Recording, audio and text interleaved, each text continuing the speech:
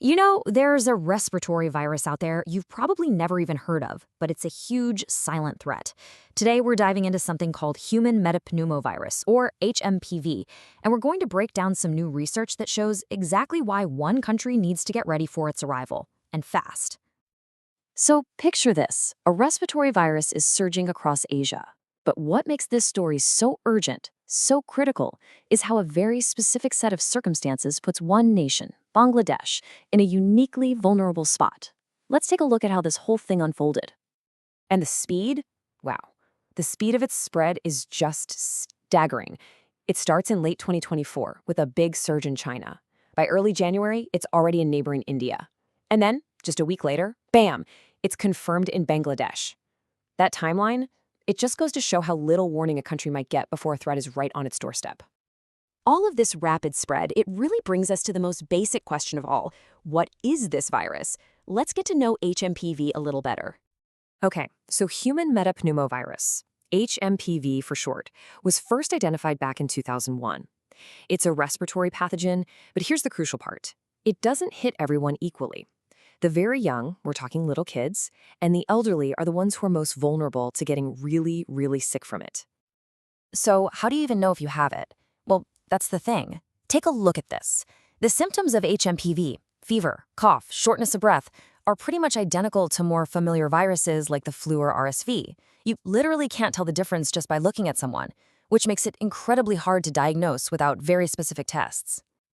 And if you think this is some rare, distant threat, think again. Get this. By the time they turn 5, nearly every single child has already been infected with HMPV. It's not rare at all.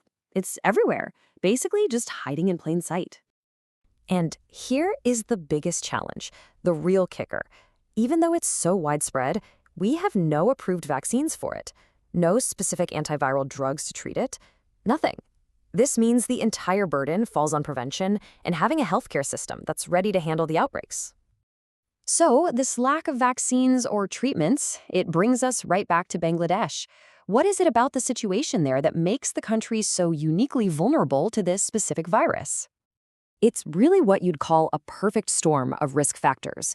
You've got incredibly high population density, especially in the cities. You've got a porous border with India, a country where HMPV is already circulating, with tons of people moving back and forth. Add on top of that, a healthcare system with limited resources, and, really importantly, low public awareness about these kinds of viruses. Now, when you mix all those risk factors together, you get 4 major systemic challenges that the country has to figure out how to overcome to get ahead of this thing. Let's break these down. First up, diagnostic gaps. The best tests are expensive, so they just aren't used enough. That leads right into problem number 2, a lack of surveillance. I mean, if you're not testing for it, you can't track it. You're flying blind.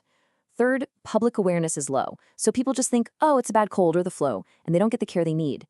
And finally, all of this is made worse by a lack of funding, because HMPV just gets pushed down the priority list by other health crises.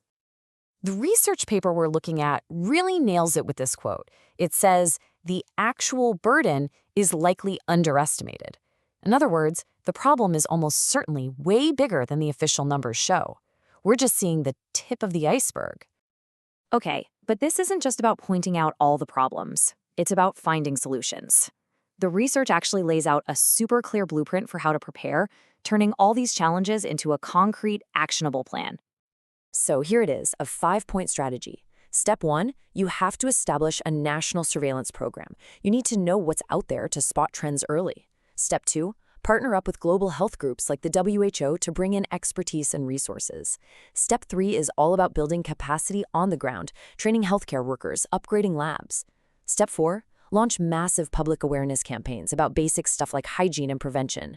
And finally, step 5, you've got to fund targeted research to understand how this virus actually behaves in Bangladesh. But the crucial thing here is that these aren't just 5 items on a checklist. You can't just pick and choose. They all have to be woven together into one single integrated strategy. The surveillance has to inform the research guides, the public campaigns. It all has to work together like a well-oiled machine.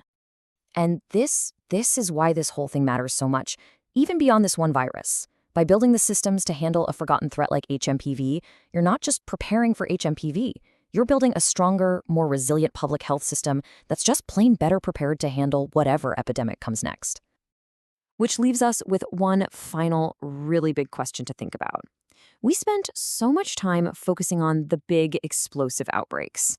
But maybe, just maybe, the real key to preventing the next global pandemic is actually how we prepare for these quiet, silent threats that are already all around us.